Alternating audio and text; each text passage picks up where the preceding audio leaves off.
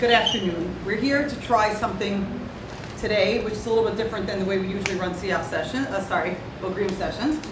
Bogrim sessions usually look like what they've looked like for you over the past few days, which is, some reading, some conversation with one person. And this time we wanted to set up a little bit more of a panel discussion. All three of the panelists in front of you, whom we will soon ask to introduce themselves, were part of our CF citizenship group this year. CF, did anyone talk to you at some point about Machon CF and what CF is? Yeah. You got that explained a little bit, great. So Machon CF this year started a new group looking at modern Orthodox Jews and American citizenship, which is how this particular theme for Bogrim came to be. All these people are part of the citizenship group that's been working on it all year. Mr. Lanik, Rabbi Birnbaum, Mr. Forking, and so I think I'm going to start off by a combination introduction and first question, which is to say, introduce yourselves to our fine Bogrim, and also answer the question a little bit about, is there one either idea, one experience, one story that's core to how you think about yourself as an American citizen? So, do you want to start, Mr. Lanik? Sure. I'm Mr. Lanik. I know a few of you from one place or another. And I teach history here, of course, and so this is something that's sort of both professionally a very relevant thing to talk about, and also personally. I teach history in part because I really enjoy all that stuff, and so it's also something that I find particularly interesting. In terms of my relationship with being an American citizen,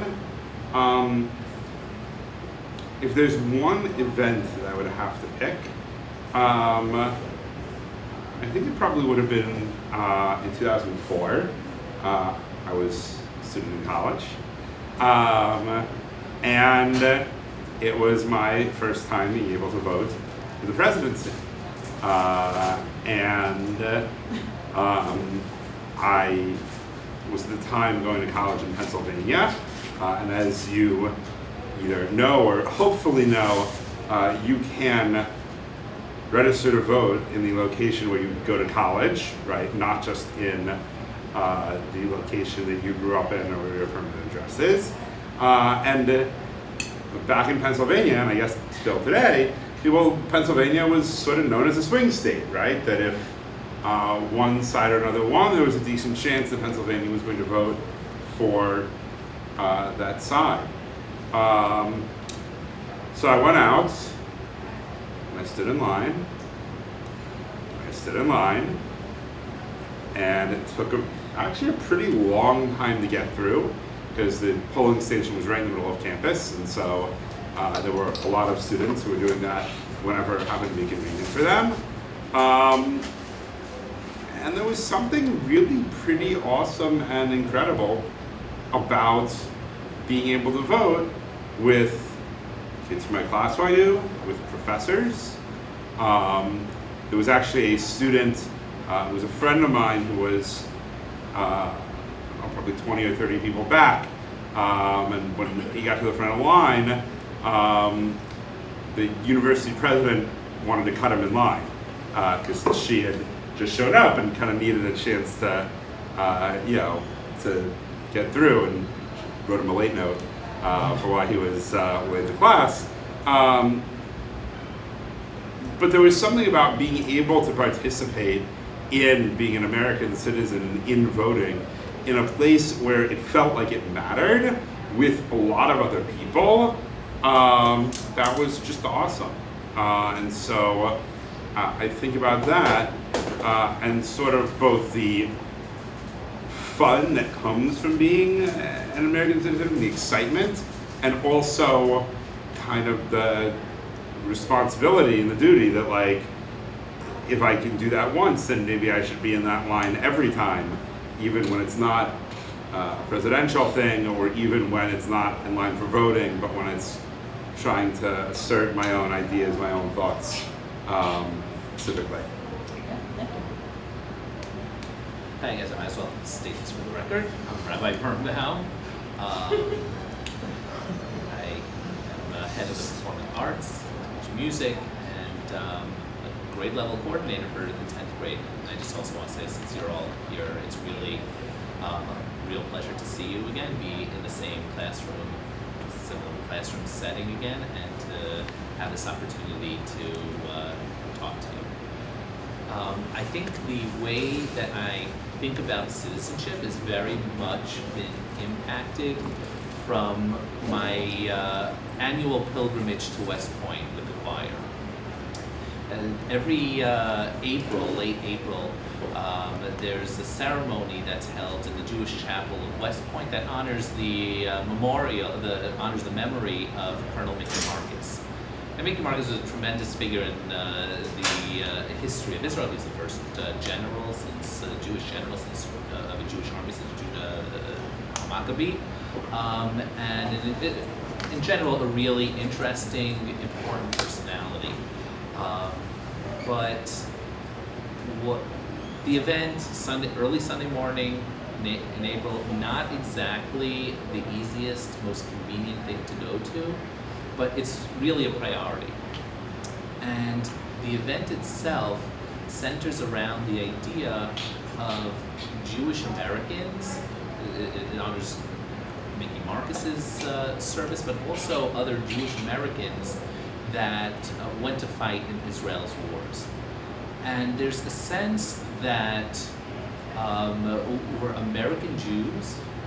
Mickey Marcus went to West Point. He served in the U.S. military. He did important work in the DA's office in New York and busted up gangs in a serious way. There's a serious giving back to America, being actively involved in fighting for the principles and ideals of America, but also having a tremendous sense of one's Jewishness, and that kind of like propels one's sense of kind of propelled his sense of not just peoplehood, but a sense of mission as well. And I think that model is very meaningful to me. This idea that we have to serve, we try to give back as much as we can, not necessarily all of us giving back in that way that our military gives back, but the idea of service kind of being guided by our Jewish values and Jewish principles, and kind of strengthening the country strengthening each other, fighting for values that are important to us. It is very important and very much informs the way that I think about citizenship. Hi, I am Stanley Fortgang, otherwise some of you may know me as Shlomi Fortgang, others of you may know me as Gil's father or Kyle's father or any others of my kids. I am not a teacher at SAR, as you are probably aware. I think I was asked to be part of, not this cohort, but the cohort throughout the year that we've had, specifically as a member of the SAR staff, to bring in a different perspective from, let's call it, the outside world. And we spent a lot of our time this year really mostly talking not so much about citizenship, but about citizenship specifically as it relates to us, to we as Jews, and as Orthodox Jews. And rather than a moment, because there probably be too many moments to count, but a theme that came up a lot for me in our meetings, and what I think answers the question here is, I'm a first-generation American. My parents were both survivors of the Shoah. My mother was in concentration camps, so I have a somewhat, and I'm certainly the oldest person in the room, I have a somewhat different perspective of the sense of my responsibility. I've always believed as an American, it was taught to me, is one of hakarat hatov, of gratitude. Having my parents being welcomed into this country as they were, and being encouraged to make something of themselves, to thrive, having the opportunities to thrive, and have the opportunities to live here as Jews and as Orthodox Jews, and have the opportunity to bring up their family, 4 children, to send them to Jewish schools, to be members of full-fledged members of American society while at the same time practicing our Judaism. So soon after the Shoah, I grew up with a sense, and I still carry the sense, and I try to pass on the sense of we as Jews owe this country a tremendous hakarat hatov, and with that, how I interpret that into my day-to-day living is to be as good a citizen as I can possibly be, not simply following the law, which is something we all have to do, but to contribute as much as I possibly can to American society in any way I can, simply as an act of gratitude and thankfulness for everything this country has given me and my family and all of us. So each one of you has described from a different point of view or for a different reason a deep sense of investment in American citizenship and what it means to be an American. Do you think that sense of investment is shared across our modern Orthodox community?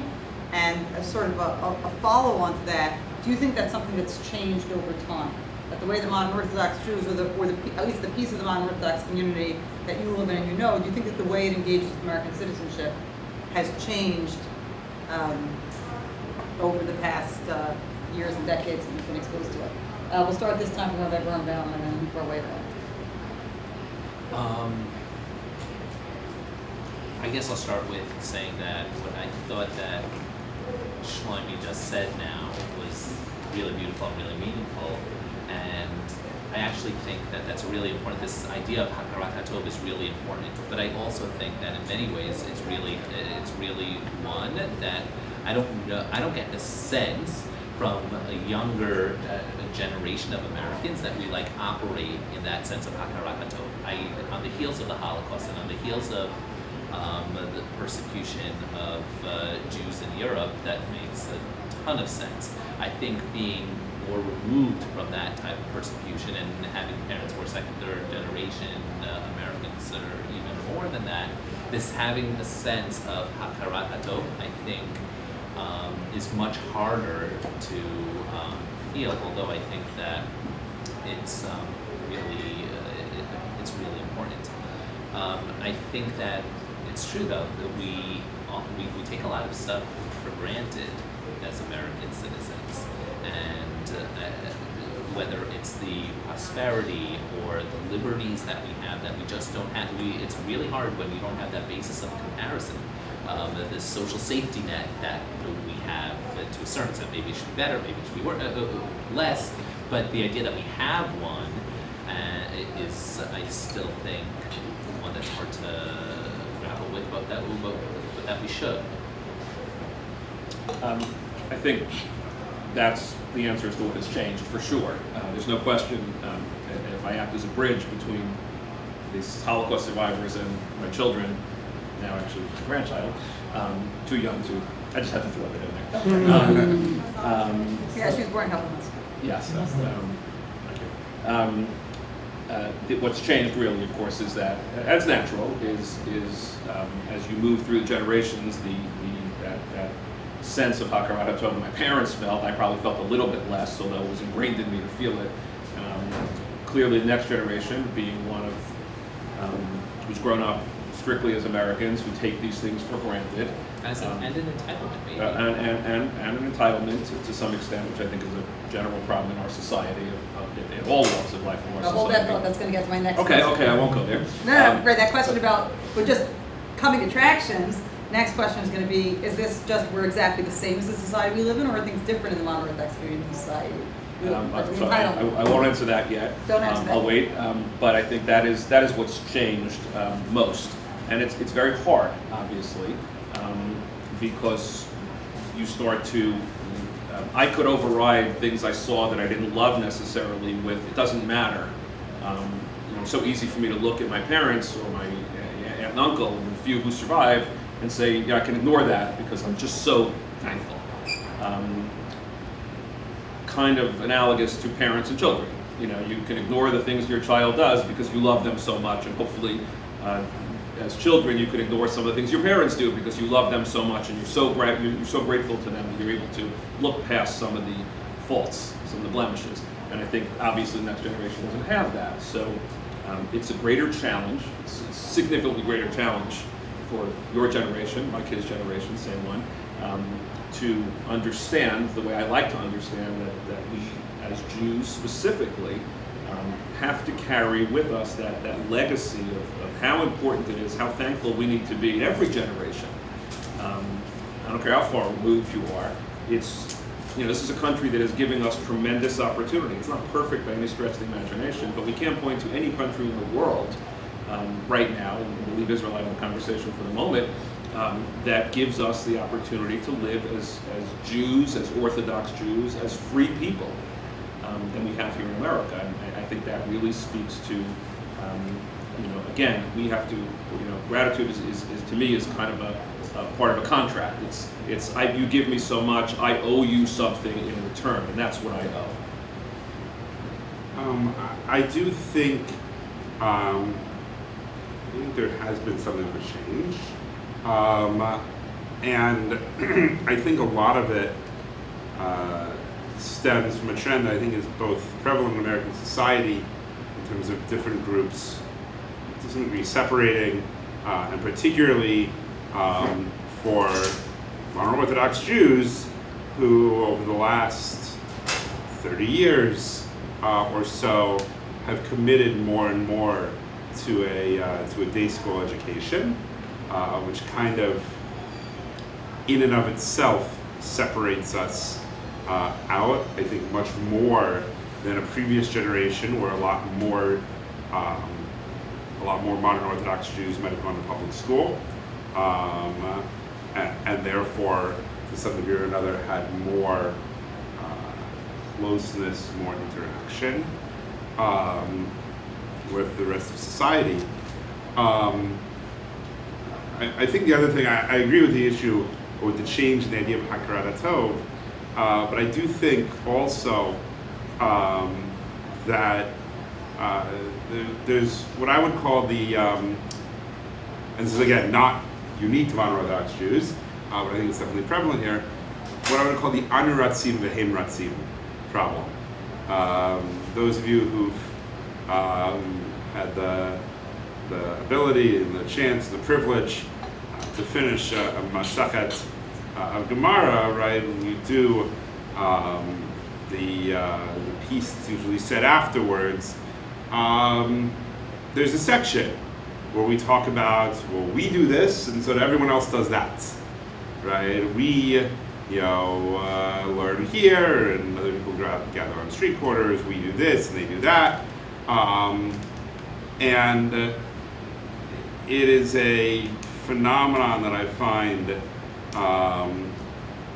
again, sort of very prevalent, where maybe behavior or attitudes towards society in general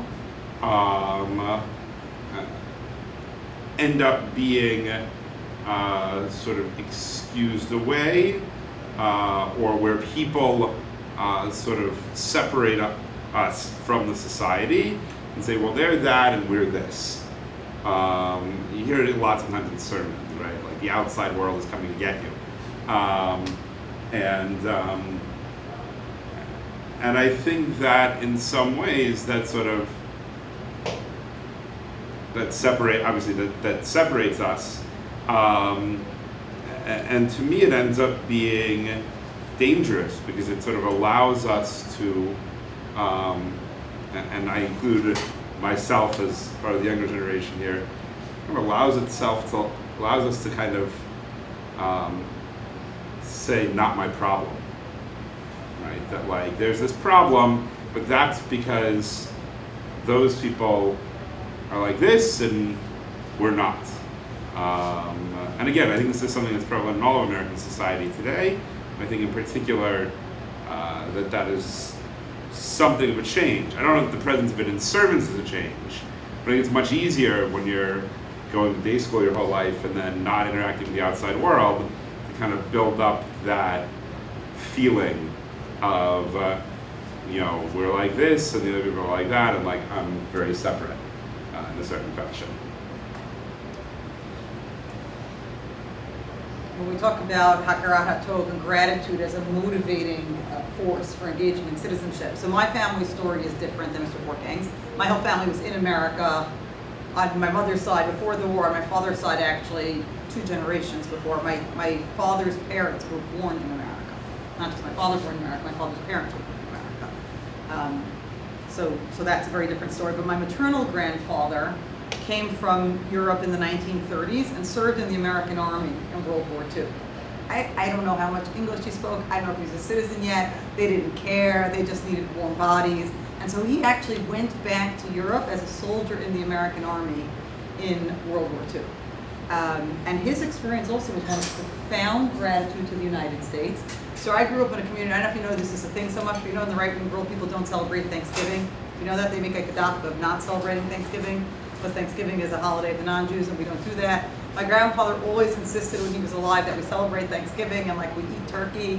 We had to do that American thing because even though that was not sort of common practice on Thanksgiving in our community, because of his intense sense of gratitude to the United States. And I've seen that, you know, sort of in my own family, that as the generations pass, the kind of natural attenuation of that sense of gratitude. But I want to go back to some of the points that have been put on the table here, whether it's about moving from gratitude to a sense of entitlement, or whether it's moving from some way of living within a broader community where you know more different kinds of people to living in separate enclaves. All of those are patterns that have been identified and that we've talked about to some extent this week in American society at large. That's separating out into different communities. So I must have mentioned to you, or if I didn't mention you, someone must have mentioned to you this week, Robert Putnam's book, Bowling Alone. Somebody mentioned Bowling Alone to you this week? So, what? So some guy just posted on Twitter that his high school senior daughter wrote her like finishing high school paper about updating that book for social media age, and she called it Scrolling Alone. So I thought that was pretty good. So we've gone from a bowling alone world to a scrolling alone world and a trolling alone world, and there you go. We could write a whole. But so how much of this is the Jewish community different or distinct? The modern Orthodox community, are we different and distinctive because we sent to day school because we're operating off of a familial sense of Hakarat HaTov deeply rooted in the Jewish experience that isn't there so much, or are we actually just totally reflecting the American world in which we live, and we're not actually any different from them? We're just reflecting broader American patterns. So maybe I'll sharpen the question and ask you if you want to identify ways in which you think the modern Orthodox community is following the broader patterns, and whether there are ways in which it's different from, deviating from, separating from broader patterns in American life. And this time we'll start again.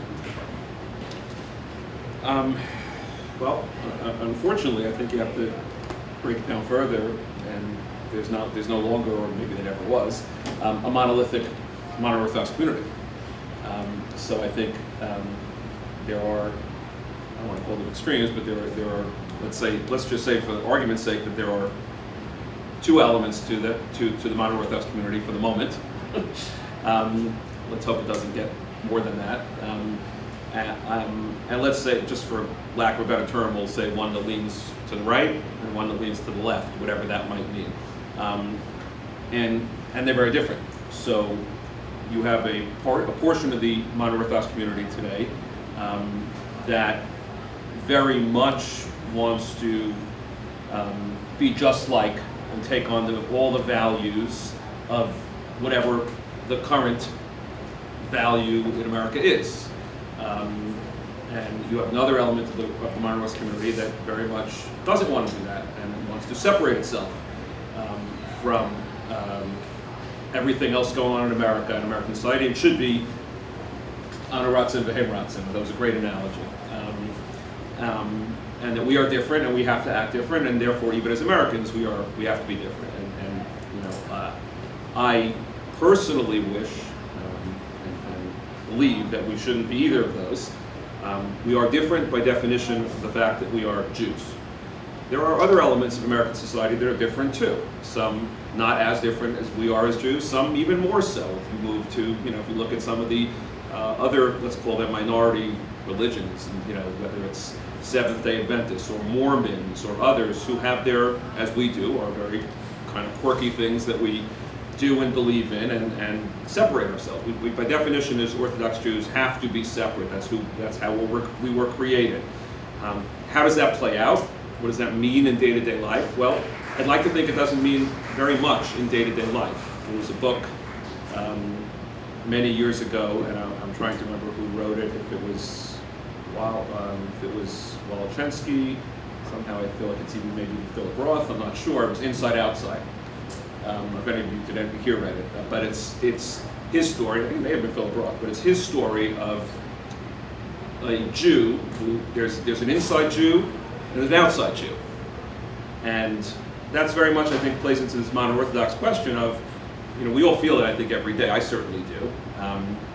You know, there's what we do in our homes, what we do in our communities, what we do in our schools, what we do amongst our cocoon and our friends, where we are fully engaged, should be fully engaged in our Orthodox Judaism, in our communal service, in fulfilling the needs of other Jews, etc. And then there's the outside Jew, where we're full-fledged members of society. And those two do not have to be in conflict. Unfortunately, they are very often, but I think people create that conflict from either side. So again, going back to what I originally said, you have the people on, let's call it the right, who say, I don't want to fully engage, it's bad for me, it's going to cause assimilation, it's going to cause intermarriage, mixed dancing, you know, it's going to, who knows what it's going to lead to. And then you have the other side where it's, I'm going to make my Judaism into whatever the current political movement in America is pushing for. I'm going to say that's what Judaism pushes for. And what do we called it? What do we call it for? Torah washing. Torah Right, washing. you know what pink washing and green washing? So Torah washing is basically I take my politics, I go rooting through the Torah to find the pasuk that confirms what I thought anyway, and I Torah wash my politics. Right. And I think that's, so, you know, again, so to answer the question, long-winded, is we are different, we have to be different, but no one has to know that we're different. We could really, as I've said in the past in totally different cases that I want to go into, if I took my yarmulke off, nobody would know. And that's kind of the way I want it to be. Are we going backwards this way? Yeah. I think that sometimes as an American citizen / modern Orthodox Jew, I kind of feel like we're in a moment that is very disorienting and very polarized. And I think that the polarization that's taking place in the broader political world, the red states, the blue states, filters down, and I don't know if it filters down or it's just part of the gestalt of the moment, is really a sense of this digging in, separating, and which makes it almost impossible to have those cross conversations. And I think that it's like, sometimes I'll open up the news to, I'll check the feed that morning and I'll see what's going on in the world of Breitbart. And then I'll see whatever those headlines are. I'll read the New York Times. I'm like, I'm living in two different worlds. Like, I can't possibly understand how these two articles that are being written are true, not true, so vastly different from each other, with almost like no potential for like that cross conversation. They're in such different worlds. Sometimes I actually feel like that in the Jewish community also.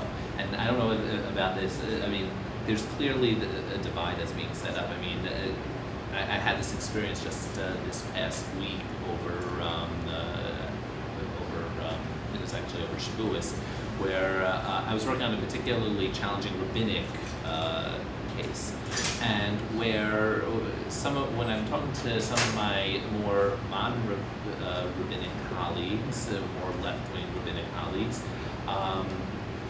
it's so clear that we're viewing this case in a particular way. And when I was talking over Shavuos with a different rabbi who's clearly from the much more right-wing side, he could not, we could not even have that conversation. He couldn't even there's like no ability almost no ability to have that shared conversation. How do you see this value and how do you see that and how do you weigh the different things?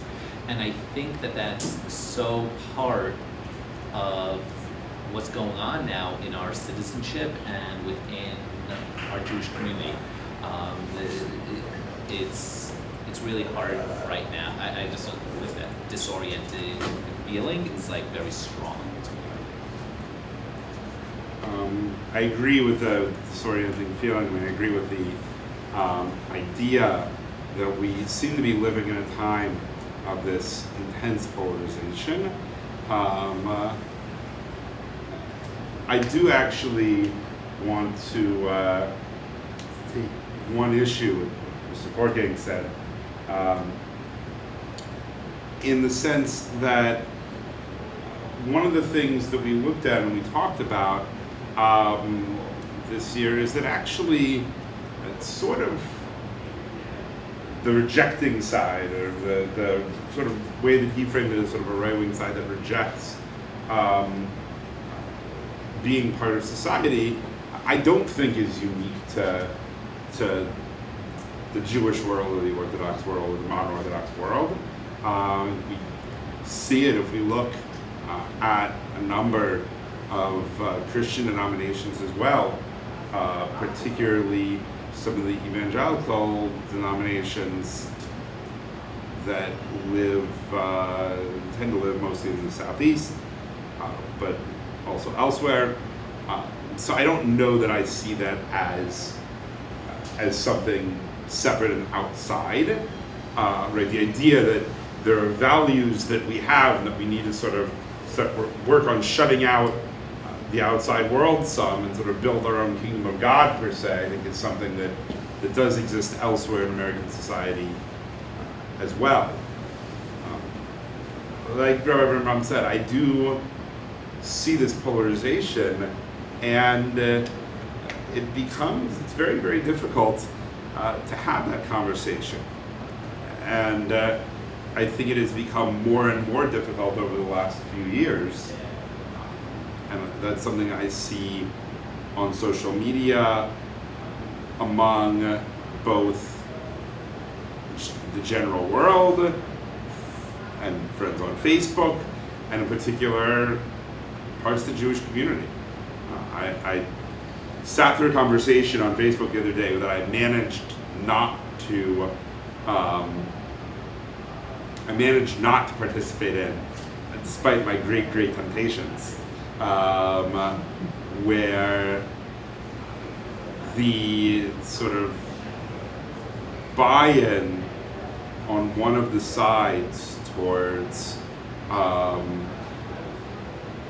talking points from outside the Jewish community that they sort of were telling themselves was from inside the Jewish community was so great that I had difficulty restraining myself from commenting and participating. And this was again sort of from the side that sort of says, oh, we're actually rejecting everything. In ninth grade, we talk about this in our history classes, right? About those who say sort of are trying to reject Hellenism, and in fact, Hellenism has this deep and abiding influence on all the Jews, even on the anti-Hellenists within a generation or two. And I think that in many ways, there's a little bit of that model going on here, where even in trying to reject something, we end up using and absorbing all the tools and all the methodologies that exist in the general society and sort of reflecting that. So I want to mark something that's happening here, a conversational shift that's happening that I think we should be paying attention to. And that is that as the conversation goes from citizenship to politics, right, all kinds of things start to happen. So when we talk about citizenship, we're talking about deeply held and shared values that may be weakening in some places or in some generations, or that we think need reinvigorating. And when we move to talking about politics, this came up in our conversation earlier today also, we're talking about something that's so deeply divisive that at this point polling shows more people who don't want their kid to marry someone from the opposite political party than people who want their, who oppose their kid marrying someone from a different religion. It's like that's become the core of the identity. Religion is like whatever, you take it or leave it, but my politics have become core to my identity. And I think it's, again, this is a place where we're certainly seeing that happen within the modern Orthodox community. Seems to be reflective of something that's happening in the broader world. I used to think the modern Orthodox community was a place where it wasn't happening. I said, because we all have to go to shul together, so we all still have to come together, whatever our politics are. and actually was a current senior Romy Hardstark who pointed out to me that I'm wrong about this. He said to me, I think this because I personally live in a community that's small enough, there's basically one shul. So we all daven in the same shul. So whatever your politics are, you gotta come to shul. He said, but actually when you get into the bigger communities where different shuls, the shuls start to sort politically. And actually as you run down communities that you know of, that you come from, that you live in, that have multiple shuls, you can basically tell me, oh, this is the more liberal shul, this is the more traditional shul, and community after community. So actually we're watching that great sort happen within our community as well in a way that even affects, which leaves me thinking, this is a different conversation, but leaves me thinking that actually the schools may be the only place where we're trying to bring together people with differing points of view and sort of live together, and might explain why sometimes that leads to things being kind of lively in conversations in school. So I'm going to invite Rabbi Hain into the conversation now, and then after that I wanted us to talk about partisanship and make that transition from citizenship to politics, but actually since the hour draws late, I think after Rabbi Hain I'm going to open up the floor for questions, comments, and then if we run out of steam we'll go back to talking about partisanship and citizenship and the modern Orthodox community. Rabbi Hain. I want to pick up on the point that Dr. Schwartz just made, which ties together the last string of comments, which are the other ones that I heard. Yeah, I'm trying to figure out, because I'm somewhat disoriented by this. And you don't mean this conversation, you mean development. Just clearing. And part of it is because I'm looking at the group here, the panelists in front of us, and thinking about my own kind of political leanings. Things used to not be so neat in terms of like liberal on Jewish stuff and liberal on political leanings. Like, I feel like, even Rabbi Avi Weiss used to be a complete, like a hair away from Meir Kahane on Israel, like totally right-wing politically on Israel, and left-wing in some other areas. And now it seems like all these issues are totally being grouped together. And I don't know when that happened. And I don't think it's good, because there may be people, the others on Rochelle, who think sending your kid to a secular college is a terrible thing. But Shalom, you're someone whose kids went to a secular college and have been enriched by that experience and don't fit into this box of traditionalists, but maybe in terms of their political leanings are not, certainly not in line with everything that's going on in their individual campuses.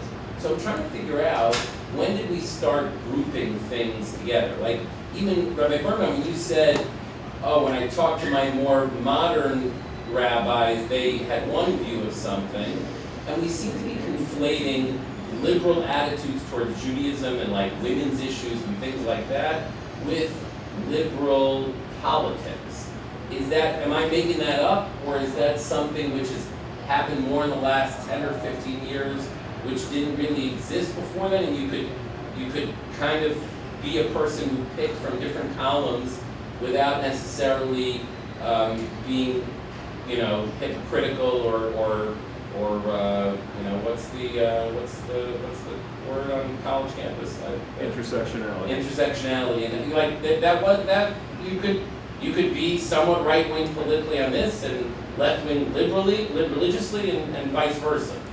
So if I can jump on that, since I wanted to, as you're speaking, I'm going, all right, well, that's the answer to that question is intersectionality, and whereas I'm not an expert on it, but I would have guessed, again, having lived longer than anyone else in this room, that was a fairly recent phenomenon. And I think this actually plays really well into the Jewish conversation, which we'll get to in a second. But as the more I read, and I'm going to say I'm researching, but the more I read, the more I realize it's not a new concept. The word has been around for a long time. The concept's been around for a long time, but it hasn't been around for a long time in our community. It's a new thing in the Jewish community, certainly in the Orthodox community. And the Orthodox, one of the things that's changed over the generations, I believe, as we alluded to earlier, is we were a little more, monolithic's the right word, but we're a little more homogeneous. It just as an aside, Dr. Schwartz, when you said about shuls, so those of us who live in a community of one shul, it breaks down into minyan. So take it down a little further. Then it's like, well, my Ashkama minion is one. Totally right. Trump City. Right. And so, my 9 o'clock minion is Right. You know, So I don't want to say where, I don't want to Oh, say. liberal people like to sleep late. I As see. a member of Hushkama, I don't want to say it's Trump City, but it's certainly viewed by all My show. as That's being fascinating. as being Yeah. the more Wow. conservative whatever. And there are reasons why that happens, I think, but. Well, older people tend to be more conservative. Well, Hushkama isn't necessarily older people. It's whatever. People care more about smart creation. for Congress. Exactly. People don't want to You hear go to about the it. liberal Well, show, part of it's it's kind of part of it's maybe generational, 30 but- and it's not a problem. Yeah, part of it's generational, but there are a lot of other factors that come into play. And by the way, it's probably not true. It's just the way people view Right. it. What I've realized is that this whole intersectionality issue, which is becoming very, very important in the Jewish community, specifically as it relates, of course, to Israel. As you see, Jews, a real feminist, quoting one of the feminist leaders, can't be a Zionist. You're not welcome. We saw it in Chicago and, et cetera. So I sent 3 kids to secular college, different ones, 4th one going to a 4th different college, God willing. And you say they, sort of remained with their, secret sort of right of center beliefs, but that's really hard to do. You have to kind of separate yourself. But I don't know if that's really the issue that we want to talk about it, but from a modern Orthodox perspective, that's become a real issue. Because as we engage in, as I believe we must, as we engage fully in society and the real world, and college campus and the workplace and everything else, we naturally get influenced by it. And it's becoming very difficult, a byproduct of that is becoming very difficult to maintain the separation. I agree with you. I think it would be, we all should have independent views on independent issues. And I always find And it I don't want to interesting. have to pick a team. I'll tell you, I Correct, think I know correct. what It's a that team. means. It's a team sport. It's like politics today is a team sport. That's what I say. But- and then the and it whole shouldn't be, issue- as Jews, I don't want that happening to the Jewish community. You can be, I don't care what you are. You can be religiously progressive and politically conservative and vice versa. And I know people like that. But of course, it seems weird to me when I meet them. It's like, wait a second, you're a feminist in the world, but not in Judaism. Or vice versa. Rush Limbaugh, but you think women should get out the oats. Right, exactly. If I don't get it. I live in that world. That's me, Right. and to a certain extent, and that's a really challenging. I find that to be very challenging. I tend to be, very politically conservative, and inhabit a very much more liberal religious world, and I think that has to do with a lot of actually reading of text and a lot of I actually think more shared values between those worlds than I think are usually acknowledged. But I actually find that in the context of shul, it's actually very challenging. I find it extraordinarily difficult sometimes to go to shul or to find that type of home community for exactly that reason. On the one hand, I have certain religious values that I think should be upheld and I feel very passionately about, and yet shul, for some reason, has also become a hotbed of political activity, and we've had speeches. The shul that I attend is unwording, so I don't know. But the shul where website for all. The shul where the shul that I attend regularly participated in the community-wide gun control rally that took place on Shabbos, and we regularly we've been inviting in speakers from the broader community to speak right after shul, but certainly on topics that are more community civically oriented as opposed to, let's say, Torah, drasha topics. Those are areas that I actually feel very uncomfortable with in the shul setting, and kind of wish that we would go back to shuls as being a place for tefillah, divrei Torah. There's so much work to be done in our spiritual lives that I don't necessarily conflate gun control with my spiritual life in that sense, although I think that there's Jewish values inherent in how I would think about those things. But it's almost as if the shuls certainly could be divided politically as well, and to me that it feels like it's such a shame, and needlessly so, because I don't see a Jewish community center about a particular issue, and the fact that gun control has become an issue over the past couple of months in this area. So I don't know if I'm looking to my shul for that validation. So I want to go back to your question, which actually speaks to what Rabbi Birnbaum just said, which is, when did it turn out to be the case that by and large people sorted their politics and their religion together? And obviously Rabbi Birnbaum is holding himself up as an example of somebody who hasn't done that, but we all kind of have this instinctive sense that it's happening more and more, that it's more predictable that if somebody who's on the religious left also ends up on the political left, and the religious left, the political right. And I think that there's like one really important piece of this, in play that we have to pay attention to. And that's, what are the issues that are salient in politics? What are the issues that are relevant or important or getting traction in politics? In the 1960s, the issues that were getting a lot of attention in politics were what your posture was in terms of confronting the Soviet Union. You can Torah wash that in either direction. You can find Torah sources to support your more military confrontation approach or your more negotiation approach, but that's not going to really get at the heart of what it means to be an observant Jew on either side. And you might say the civil rights movement, and you might quote Torah sources that speak about values on one side and the other side, and there were Jews, by the way, who quote Torah sources about values on both sides. If they taught you in school the Jews were all in favor of the civil rights movement, that's not true. Not just that, but talking about social order and the value of not upending things and following the rules, it doesn't matter. But post the 1970s, when the issues that become salient in many parts of politics start to be so-called social issues, about marriage and family and gender and sexuality and feminism and all those kinds of things, those are places where it seems to line up much more neatly that if you take that the left-wing political views on those things is of necessity left-wing religious, and that the right-wing the other way around. I watched this happen in like really striking ways to me in the community in which I grew up, in the Black Yeshivish Haredi, whatever you want to call it, community. That community did not really have clearly identifiable politics when I was growing up in it as a, it certainly was not reliably Republican the way it is now. Even in 2000, they voted for Lieberman. It was not, and Gore. Sometimes it was very local, and sometimes it was who was going to meet your needs. But what happened was, as I remember 1986, when New York City was debating its first gay rights law. So first of all, children, New York City, which is supposed to be one of the most liberal cities in the country, was going to have its first gay rights law in 1986. And all the shuls in the community in which I grew up were like rallying people to go out and vote against or speak against or act against a gay rights law. Because of course, from shul wouldn't want a gay rights law in the books.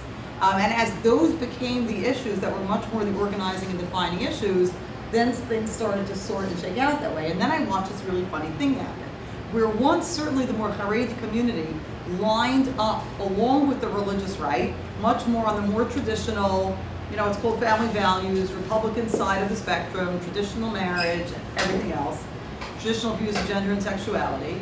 They then started to line up on other issues in a way that was fascinating for me to watch. So if you know this, there are Haredi newspapers that are printed just for the Haredi community. You know that? You can go by Hamodia and read it.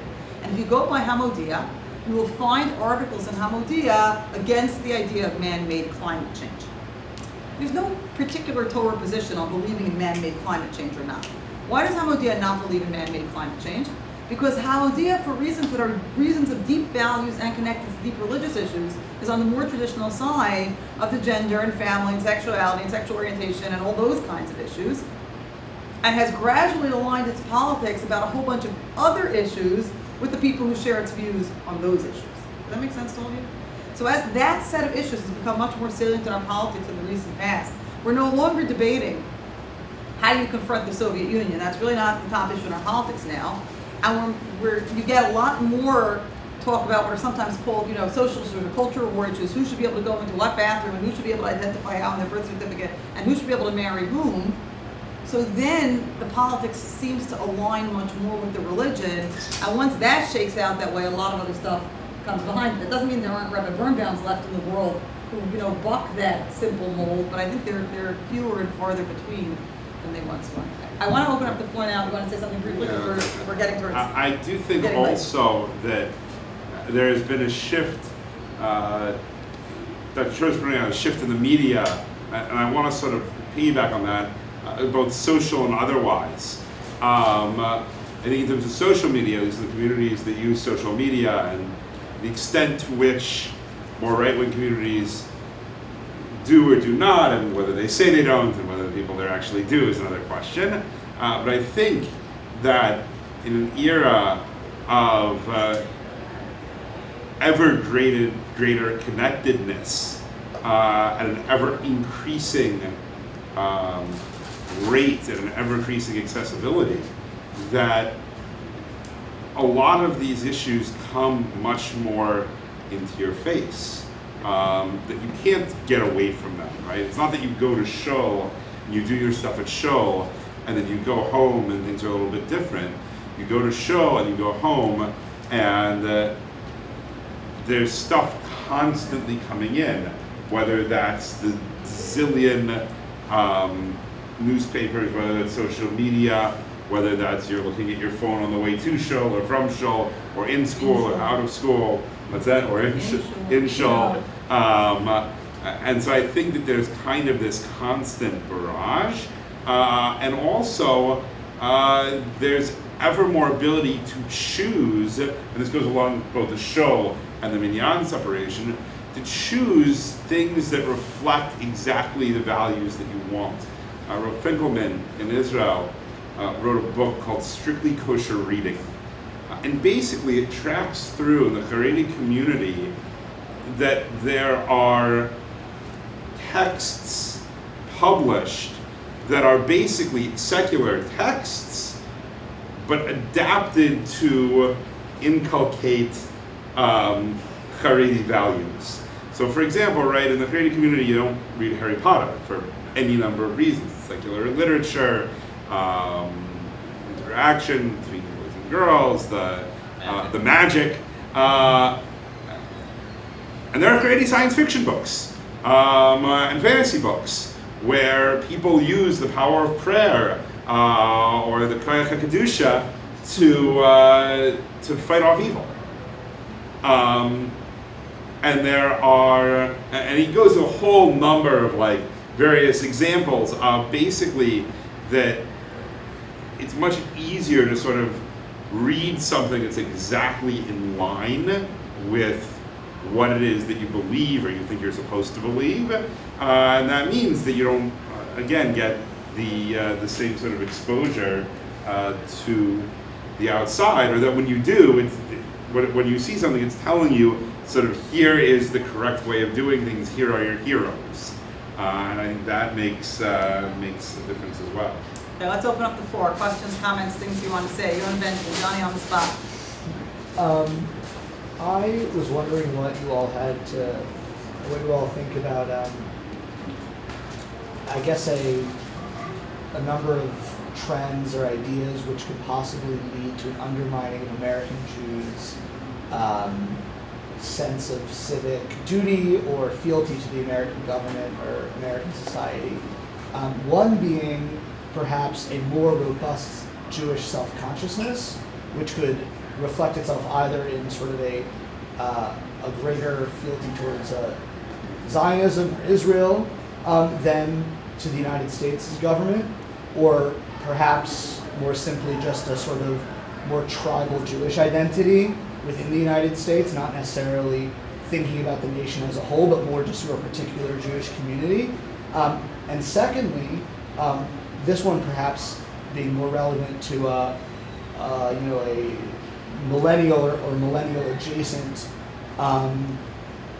generation, which is perhaps a disillusionment with nationalism and with national projects in a broader sense, and how modern Orthodoxy might, or how modern Orthodox community ought address or reject or integrate some of those ideas into the way we think about our national identities. I'm going to ask the panelists who choose to respond to this to just try to keep your comments brief because the hour grows late and I'd like to get a couple more questions in. I'll take it. You mentioned, Yonah, about undermining, and I think that's an important word because part of what's being undermined, part of how it's being undermined is by exactly what you said. There's a sort of this political movement now of the lack of the falsity of American exceptionalism, nationalism, et cetera, Just as an aside, Dr. Schwartz, what you mentioned before about it was Russia then, well, you could do the same thing today and say it's Iran. And say and same thing, people will come out on the Iran issue according to what their political team says to come out on. I take it from a very different perspective, I think, which is, as I said earlier, this inside-outside concept. I like to try to separate these things. We are fully engaged American citizens. We have to be fully engaged.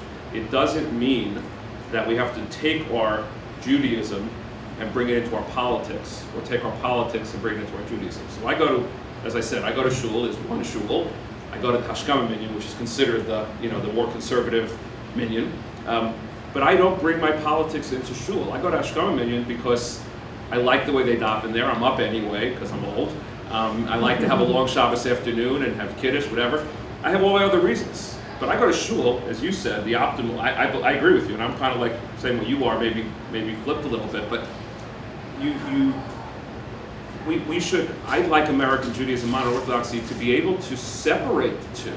Say, I don't care what you believe politically. It doesn't matter to me. We're modern Orthodox Jews, and that's important, and we're American citizens.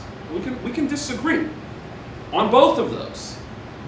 They shouldn't force you to be one way or the other because the team, either the religious team or the political team, is telling you to be that way. Let's be bigger than that.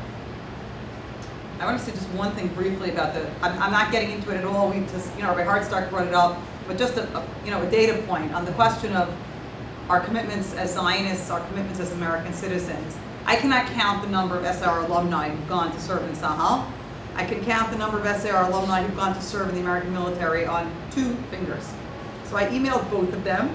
I invited both of them to come back and be part of this Bogrim week, because I thought it would be very interesting to hear those 2 voices, the only 2 graduates in the 11, 12 years of graduating classes we've had.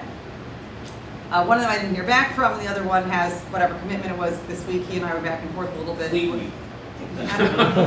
Joining the Marines, not the Navy. Whatever commitments he had this week that he's not able to come. But that's really interesting to me, because now you can say that's a red herring, right? Because there's also the issues of you keep kosher in the Israeli army, you can't keep kosher in the American military, and Shabbos and this and that. All that's true, and still, there is something to say about the data point that in our 12 years we've had, I don't know how many kids 30, go. 40, yeah. For sure it's more than that. How many kids have gone? There's a list. More is a list. How many kids have gone to Tzahal, and it's 2 kids who've gone to serve in the American military. I mean, I just feel like that's so much part of the education that we're providing, right? It's like we talk about Israel very concretely about we have a Zionism unit. We talk about it. We have the ceremonies that we do it. We honor the kids that do it. I don't remember the last time that I don't know when this stops happening, when we stop saying pledge allegiance in class, or whatever. We don't offer. I think that this is also a break. This goes back to what we were saying before about a breakdown in society in general. But like civics in general isn't taught either. I think the first time I ever learned about civics in a more formal way was when I took AP Poli-Sci as a senior in high school. I think that was the first civics lesson. But this we're not like consciously inculcating this sense of like American citizenship and like American values into our curriculum. And I think that part of that has to do with your question about like this breakdown in nationalism and we're like really not sure about, well, how do we feel about American exceptionalism? How do we feel about that idea in general that's so loaded in some of it? But we're not even engaging in that conversation yet. I was just going to say that Dr. Schwartz brought up her grandfather who had served. I have a grandfather who was a doctor, and so he, when World War II started, he volunteered for the British Army because America wasn't in the war yet, and then came back and served in the American Army as a doctor. I have a cousin of my grandmother's who served in Korea, was a pilot. His plane was hit with an anti-aircraft shell, and he was blinded, but was talked down and landed. and there's no thought from like anybody in my generation, like it was like not anywhere on the radar, right? The idea of saying, yeah, you know, you should go and serve. In terms of that breakdown of nationalism, it's an issue. It's not clear to me how much of it is an issue. In other words, I hear it, I see it, but I don't know how much of that is my Twitter sphere and how much of that is the broader millennial and millennial adjacent community. That does it actually believe that, or am I like being focused into groups that talk about those issues? I hate, one of the things I hate is like kids these days, wah, wah, wah. I hate blaming millennials, you guys aren't millennials anyway, and Generation Z for everything. When a lot of this stuff, baby boomers were the ones who ended the draft. Baby boomers were the ones who basically, in their intense resistance to the draft in Vietnam, forced it to end. Which is why it's not just you, right? This is not just a Jewish community thing. People of your race, class, and background in the place in the country, geographic background, are not going into the military. The military tends to be people of socioeconomic disadvantage, minorities, and people from the South. That's who goes into the military in the United States. It's not like if we hopped over from here to Horace Mann or Fieldston or Riverdale Country, we'd find loads of high school seniors going into the military. We wouldn't. So that's not just an SAR thing. That gets to some of the change in your obligations of citizenship, which you see, you know, more broadly in the country. If you talk about this country's elites, they served in the military during World War II. And this country's elites all figured out how to get out of serving in Vietnam. So that's like a bigger change. Questions, comments, things we want to say, Ms. Howard? Yeah, going off of that question of like obligations as citizens, I think all of you mentioned that in the first question, like a big part of your identity as a citizen of America really revolves around a sense of gratitude or hakarat hatov. And I understand why that would be a huge part of an identity of someone coming like first generation American right after seeing what happens in a country that is not friendly to you. And so like being somewhere where you're allowed to grow, flourish, practice the way you want to, live how you want to, like initially would feel a sense of gratitude. But when those like kind of immediate push factors aren't there anymore, sort of like a feeling, like we see this like in how we talk about halachic practice, that kind of like a feeling without action won't be maintained, and that's why you want to like daven 3 times a day and force your kids to put on tefillin every morning and whatever. That, do you think that maybe that has contributed towards the like decline in, like honestly like gratitude towards living here is not a huge part of my identity as being a citizen here, and like maybe that's a problem and like I should have more gratitude towards like what I have and where I live and everything. But it's just not ingrained in me the same way that it would be if like my parents were Holocaust survivors. Thank God they're not. Well, better survivors. Thank God they weren't involved. No, okay, thank God. Obviously. But do you? Although we can have that discussion later about how wonderful it is to be a child of survivors, but that's for a separate conversation. Sure. Do you think that like inaction is necessary to maintain that sense of gratitude, or a different kind of defining feature of citizenship needs to be thought about, addressed, and like how to sort of like go back to, or maybe like attaching an action to that gratitude to like bring gratitude back to the forefront? Yes. So I sort of, I guess, out myself in a different place from where Rabbi Birnbaum was, because I feel like I do have some of that gratitude, but it's sort of twisted or shaped very differently, certainly from previous generations, or for me on some level, it ties into sort of ideas of privilege, of saying like privilege gets used in a very negative sense in the general discourse,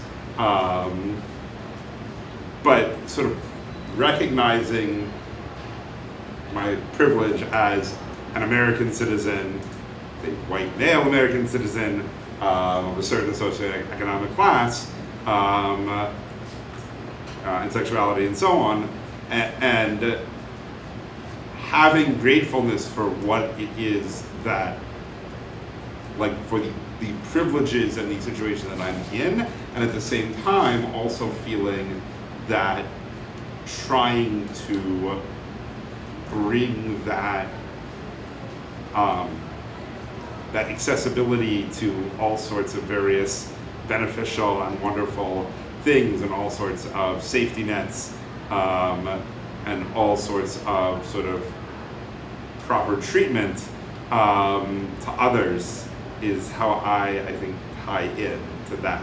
So it is something with a sense of Hakarat HaTov, but instead of it being a sense of Hakarat HaTov towards America per se, or maybe it's a sense of Hakarat HaTov towards America, but also with an idea that maybe not all Americans have that, and that I need to work on trying to bring them to that place. I think that the way that I think about a sense of gratitude is, there are two areas I think specifically. One is when you travel and get out of America. I think that's very powerful. And reading the news every day is very powerful. And when you have those experiences, you travel and you see amazing things, and especially that's great. And when you come back, I definitely have a sense of that. There's a certain amount of privilege, a certain amount of gratitude that I have the lives of when I look around the world and I say, what are Jews now suffering like in Paris or France or in different areas of the world? That it gives me a real sense of like, okay, it's not just something that was in the past years and years ago. It's something that I get to walk. I have a right to wear my kippah to the office. Forget about this office, but in the where I have to wear my kippah. But if I was working in a law firm or where I have a right to wear a kippah, and those are really powerful moments where you get to like feel that. If I just add one quick thought, is I'll make it practical for you. You could live in a country which exists today, where you can't wear yarmulke. I don't wear yarmulke. Okay, but you can if you want to. But I can't. In certain countries, school children aren't allowed to wear yarmulkes to school. In Scandinavia, shtita and brit milah are not allowed. So imagine if America did that. But America doesn't. So the Hakarat HaTov can be looked at very, very specifically as I'm allowed to be who I want to be. Now we can look at the rest of the world and say America's not perfect, but again, I'll go back to my original thought, why does that lessen my feelings of love and caring? We can do better. You can do two things. You can hate America, or you can try to make America, or you can try to improve the things that you don't like about America. You have a voice. Not you, I'm saying all of us. We have a voice. So it's so easy to say, oh, America's responsible for slavery and America's responsible for all these terrible things. I hate America. But America gives you the life you have and the freedom you have, including the freedom to hate those things. And that's something to be thankful for. That's the way I feel. Just, I want to say, I Unless you think play your football question and is you like learn an that. outstanding question, because I've been working on this citizenship stuff for SIAF and in other capacities for a while now. And like reading, you can always tell whatever I'm interested in because I'm too lazy to go to the library anymore, so just order the books from Amazon. So if you come to my house, like the back shelves are all like history of physics, and then that was covered over by American history, and now on the front is all like stacks of books about citizenship. My son says, we need to get more bookshelves. I'm like, no, I actually think I need to get rid of the history of physics books because I really don't think I'm going back there. So I've been thinking about this question of citizenship, and one of the questions we talked about in our group a lot, and that I think I brought up with you, is that American citizenship right now makes essentially no demands of citizens. It asks us concretely to do nothing anymore. And on the other hand, when it comes to talking to modern Orthodox high school kids about halacha, I talk to them about halacha like that all the time. That if you're just waiting for the moment of religious inspiration, you ain't never going to get there. You just got to do the things you got to do, and the inspiration is going to come from doing the things you have to do. And I never put those two things together. So when we talk about our kids wanting them to have some feeling of citizenship, but we don't do the same thing that we know we have to do with religion all the time, which is, okay, what are you going to do? Just keep doing it. And then it's not like when I feel moved by my love of my country, then I'll get off my butt and do something. And so if you get off your butt and do something enough, you might actually come to feel love of your country. It's actually, I'm totally convinced on the halachic side of it, on the practice of Judaism side of it, totally convinced that that's how it works. And so that, first of all, it's a great question. It's a really grand conversation kind of question for me, because I've been sitting with this thing for a long time and never thought about it that way. So I really appreciate that, and now I will use it, but I will thank you. But it also says to me that maybe we really need to go back in a very concrete way to teaching towards some kind of service or giving back, and to saying to our kids, it's not just enough to think over the next 5 and 7 years, how are you setting yourself up professionally, and then when you're settling down, and when you're getting married, and how you're launching yourself on your life, but at what point in that, and we do say to our kids, and how are you making a contribution to the Jewish community? By our kids, I mean like the guy is 3 years younger than you, right? But at what point do we say to them, and how are you making a contribution? I'm not advocating for all of our students to join the military for a very lot of reasons, starting with the Kashrus and Shabbos thing. But there are a lot of other ways to give back.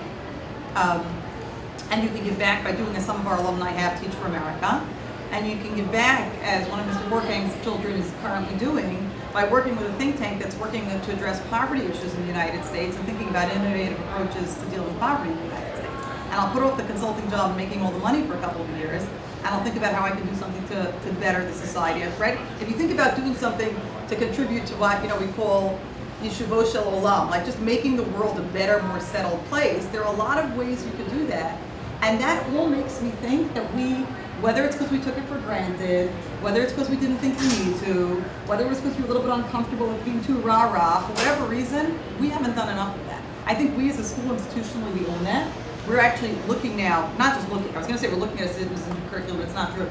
We offered a course to seniors for next year about values of citizenship, which is about citizenship and Jewish values, and I'm teaching that course to like a group of 12 seniors as a kind of pilot project. We've never taught a citizenship course here. We guess we never thought we needed to. A coach on one of our teams here in the high school, who also teaches in the middle school, told me last night that she was horrified. They did some event at a Memorial Day event at the lower school, and kids didn't know the Pledge of Allegiance. Yeah, probably 15 years ago, if you asked me what I thought about the Pledge of Allegiance, I would have said I thought it was hokey to make kids stand with their hands over their hearts every day and recite the pledge. But you know what? I did it every day in 2nd grade, so I know the words of the Pledge of Allegiance. And if we didn't make you guys do it in 2nd grade, you might not. And like, I think all of those actions that anchor the feelings, instead of just like having a feeling, I think you're exactly right. And I think that we, as a school, but also as a country, are starting to realize that counting on somehow a sense of connection to each other as American citizens is going to be there. It's not going to be there if we don't actually do something to anchor it. And certainly, whether the whole country is thinking about doing things to anchor it, I don't know.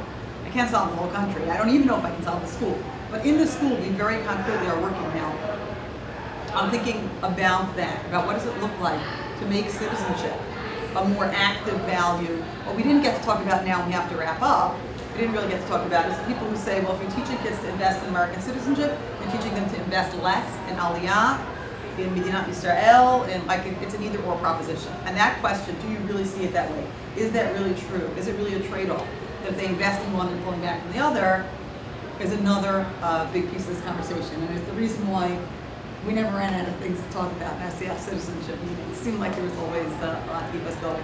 Thank you very much. I don't know what everyone else's situation is. I'm happy to stick around to keep talking to people. You got to do Mishmar in a few minutes. What time is Mishmar? 5:01, 5:15. 5:15 in room 501, Machshava Yisrael Review. 5:15. Okay, so for those of us who could stay here, I have to run Mishmar. Thank you very much. You have a couple of questions. You got a few happy to minutes. talk to people who want to talk, people who want to go. We spoke a lot about all the gratitude that we owe to a country like the United States. We're very privileged to be able to worship in the way that we want, the religious freedoms that are afforded to us. But there were other situations in Jewish history in which maybe Jews weren't in as comfortable of a situation as they are currently in the United States, but they were certainly in prominent positions in the socioeconomic hierarchy, and they were doing pretty well. And things didn't turn out so well in the long run. So, is there some kind of thing that we have to hold back from being like fully fledged participants in kind of this American civic process? Like, is there any reason that we would kind of keep our distance, and in what way would that manifest itself? I guess I'll take it. I hope not. I certainly hear you. It's never turned out good, and I unfortunately believe that it's very possibly going to same thing will happen in America eventually. There's a joke, it's too long to tell now, that Rabbi Wein tells about building a shul for hundreds of years, and with wood that's going to last for hundreds and hundreds of years. And he said, what shul has ever lasted for hundreds and hundreds of years? They eventually throw us out. I'd like to think America's different, and I don't think that, I think God forbid we'd have to hold back anything. If they, without sounding overly cynical, if they want to come for us, they're going to come for us no matter what we do. So they're going to find a reason if God forbid that's the case. I'd hate to think we should hold back. We should give it our all and hope that, eventually humankind, accepts us for who we are. It's a very good question. I'm going to give very quickly the very cynical side and then the sort of much more positive side.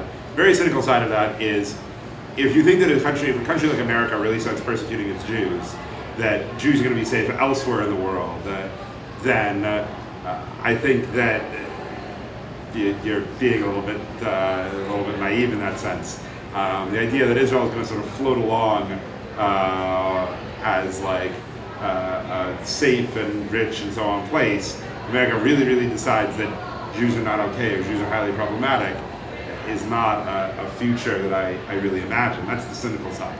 The not so cynical side, I turn to Chazan Seixas, who is the leader of the Rhode Island community in the late 18th century, Rhode Island Jewish community in the late 18th century, who of course was from Spanish and Portuguese descent, right, which had suffered the Inquisition, which had been in the Netherlands, which had also left there, and come to settle in Rhode Island.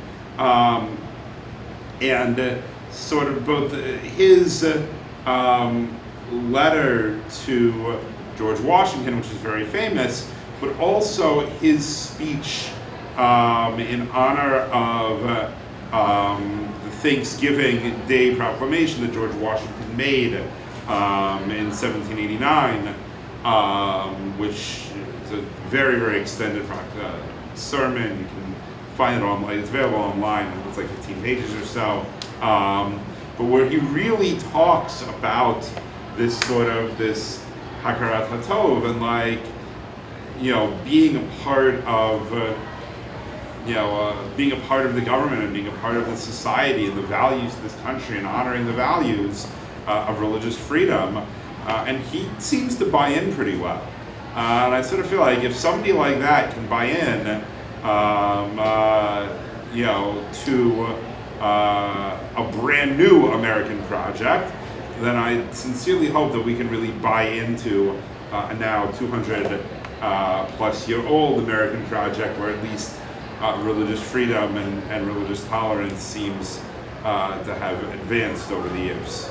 I have to run to Mishmar. I want to thank our panelists very much. I'll leave you with them and then with you for as long as you'd like to stay. I just want to say one word to that, which is, if one wants to make Aliyah, one should by all means make Aliyah. There's something to me unpleasant about saying, no, I'm staying here, but I'm not really going to engage in as a citizen because I don't believe fully in this. Right, I certainly, I am with you in my historical skepticism about the really long term, which maybe is more skeptical, than it would have been shortly before people marched in Charlottesville carrying torches. But even with that, as long as I'm here and I am benefiting in the ways I'm benefiting from being here, so to say, well, but I'm not going to really engage because it might go bad one day, seems a little two-faced. If I really think I shouldn't be here, then I shouldn't be here. I would also add that I would double down on that also, meaning I think that being part of it, engaged, I don't totally agree with what Mr. Fortan said earlier in terms of that no one has to know that you're in a group. That piece I'm a little more conflicted about. Like, no, we have what to contribute, our Jewish values. Good afternoon, FAR High School. It's time for Mishmar Madness. It's our final Mishmar of the year, and we are thrilled to welcome our Yukatim, our grandparent society, a number of grandparents and grandchildren will be learning Mishmar together. Mishmar will begin in 5 minutes, for us and you should see posted around the building I don't think we should all either. I don't of think we the should. classes. We should Rabbi express our Hartberg in values 301 to is support. class in the conference room. Rabbi Block in 305, Share Rabbi those Kroll in values and we have 302, a job Mr. in Frankie in shaping 303. society. Rabbi Yoram in 304, Rabbi Bannon in the Beit Midrash, and Dr. Ford giving a Machshevet Yisrael review for juniors in 501. Guys, it was a Mishmar pleasure. begins in 4